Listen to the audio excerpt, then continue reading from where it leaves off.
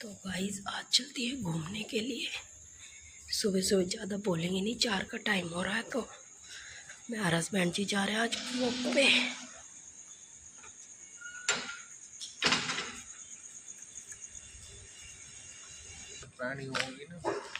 ना ना कोई ना, कुछ ना कहेंगे। ये तो सुबह सुबह लग जाना बाबा अपने। Good morning guys, my new blog. तो कैसे हो आप सभी? आई होप आप सभी अच्छे होंगे और स्वस्थ होंगे। तो आज सुबह सुबह तो इतना अच्छा लगा मुझे, क्योंकि आज सुबह हस्बैंड जी भी गैल में उठ गए थे सुबह 4 बजे। तो मैं 4 बजे थोड़ा पहले उठ गई थी और उठ के ना थोड़ा क्लीनिंग वगैरह कर ली थी, यानी मैं सिर्फ झाड़ू कर दी थी और फिर मैं और वो निकल लेते घूमने के लिए। तो आज तो सुबह मुझे और भी अच्छा लग रहा था। और सुबह ये मैं तुम्हें अपने यहाँ का मंदिर दिखाती, जो मैं हमेशा दिखाती हूँ, सती माता का मंदिर। उसके बाद मैं और वो आ गए थे वॉक पे। और आपको सुबह बता दूँ, आज हम सुबह बहुत जल्दी थी, यानी 4 बजे थे। तो बिल्कुल एकदम खाली रोड था और बिल्कुल ऐसे सुनसान सा हुआ था।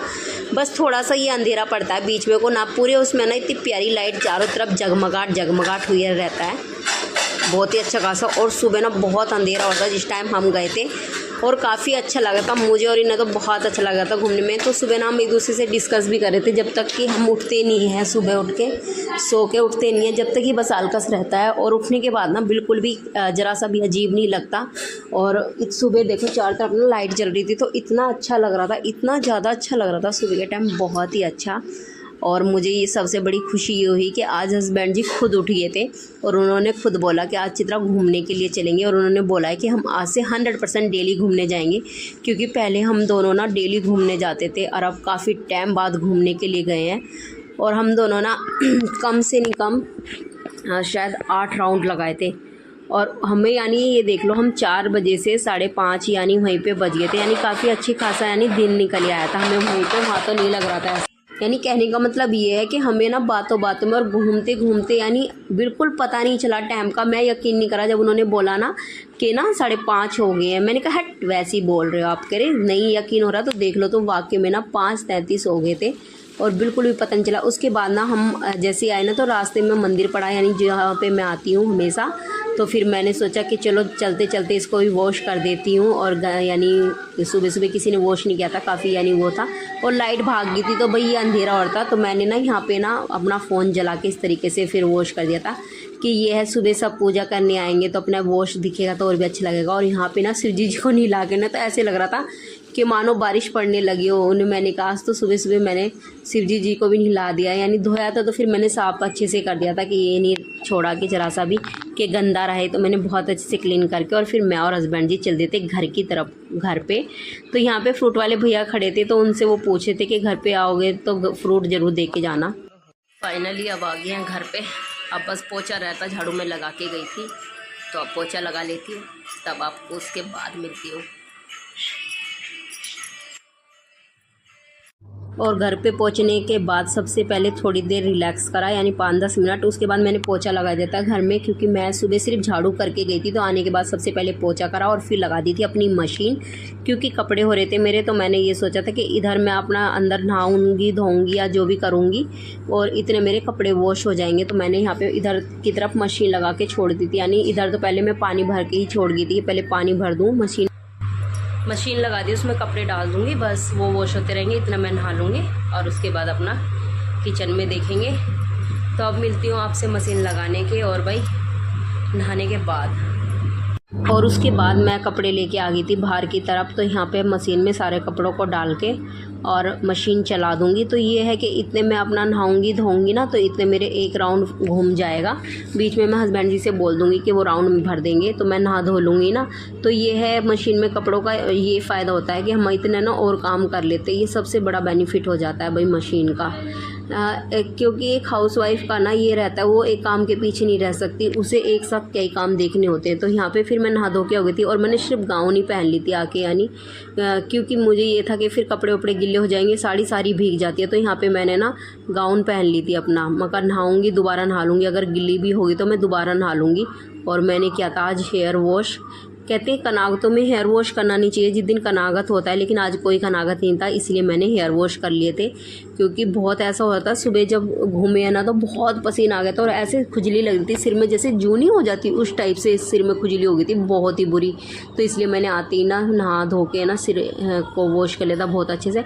उसके बाद मैं आ गई थी अपना किचन में, और किचन में सबसे पहले अपना क्लीनिंग करी, और क्लीनिंग करने के बाद यहाँ पे फिर मैं लगी थी अपना साग सब्ज़ी बनाने के लिए, क्योंकि मुझे सुबह से आज सब्ज़ी वब्जी अपना मैं सोची थी कि अपना किचन का भी काम जल्दी से फिनिश करूँ, क्योंकि फिर छुट्टी वाला दिन रहता है वो ना फिर पूरा दिन ना ऐसे ही बीत जाता है काम काम काम में।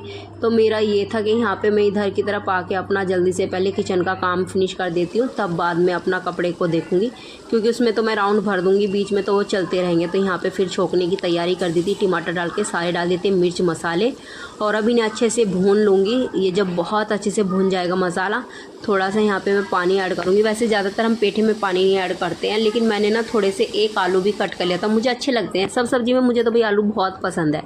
कमेंट्स करना किसी ने पेठे में डाल के सब्ज़ी में, पेठे की सब्ज़ी में आलू डाल के खाए हैं, मुझे तो बहुत अच्छे लगते हैं। रात तो मैंने जबकि करेले में भी आलू डाले थे और सभी को बहुत पसंद आए थे, यानी मेरे बच्चों तक कोई पसंद आए थे जो कभी भी करेला नहीं खाते, उन्हें भी काफ़ी पसंद आए।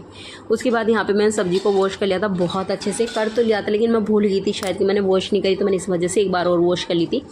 और फिर डाल दिए सारे सब्ज़ी को यानी कुकर में, और अच्छे से चला के कुकर को कर दिया था बंद, क्योंकि ये था कि इधर मेरे अपना सब्ज़ी बन जाएगी, साथ के साथ मैं 2 गाय की रोटी भी निकाल दूँगी, क्योंकि आज कनागत नहीं था, लेकिन हम पूरे कनागत ना रोटी ज़रूर निकालते हैं, यानी 16 की 16 कनागत ना रोटी। जिस दिन जैसे कनागत होता है उस दिन तो हम अपने यानी जो बड़े होते हैं उनका खाना बनाते ही हैं, लेकिन जिस दिन नहीं भी होता उस दिन भी हम गाय की 2 रोटी ज़रूर निकाल देते हैं।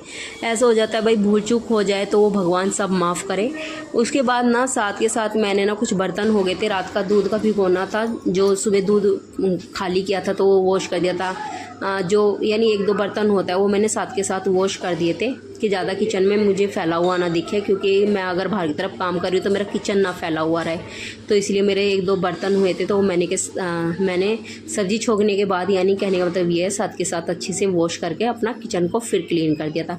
उसके बाद मैंने एक तरफ यानी साथ के साथ ही यानी आटा भी लगा लिया था, क्योंकि ये था कि मैं अपना 2 गाय की रोटी निकाल के और तब उसके बाद अपना जाके फिर ये आराम से मैं अपना मशीन के पास जाके अपने कपड़े वगैरह वॉश कर लूँगी।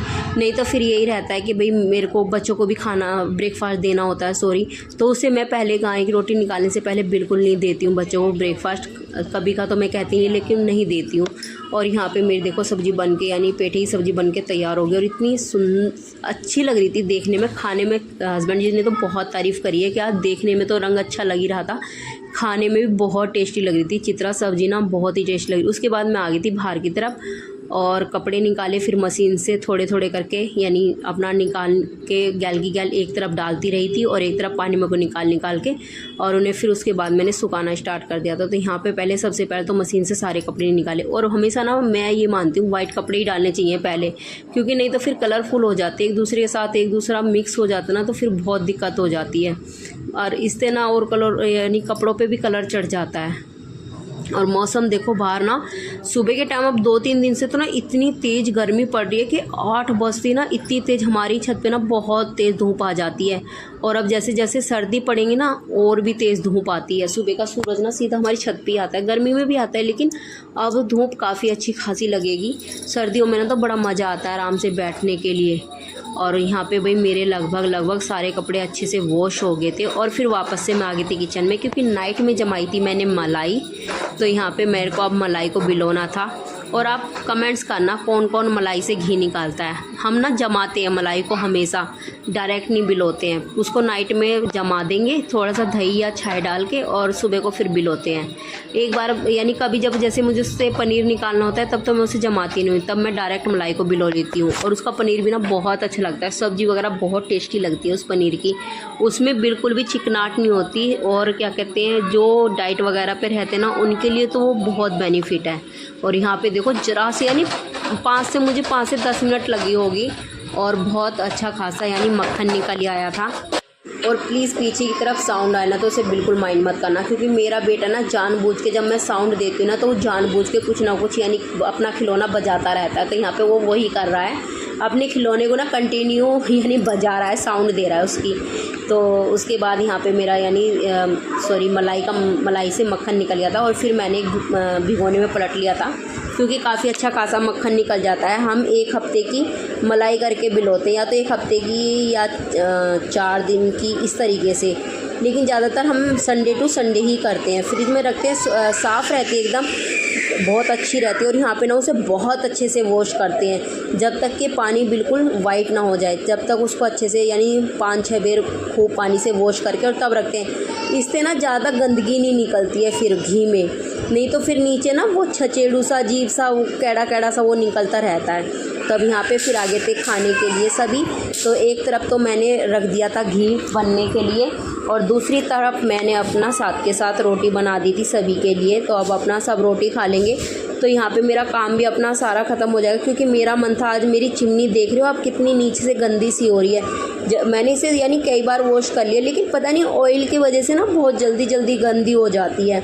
एक तो पता नहीं क्या दिक्कत हो रही है कि ज़्यादा ये सारा ऑयल ना अंदर कोई शो लेती है ना, तो बहुत जल्दी से इसमें बहुत ज़्यादा तेल चिकनाहट आ जाती है, तो इस वजह से जल्दी गंदी हो जाती है। तो यहाँ पे आज मेरा मन था कि मैं इसको भी अच्छे से क्लीन कर दूँ, क्योंकि मैंने अभी जब 2 दिन 3 दिन पहले किचन क्लीन किया, जब हल्का सा कपड़ा लगा तो दिया था, लेकिन आज मेरा मन है कि मैं इसको खूब अच्छे से क्लीन कर दूँ, ताकि जितनी भी चिकनाहट है वो सब निकल जाए।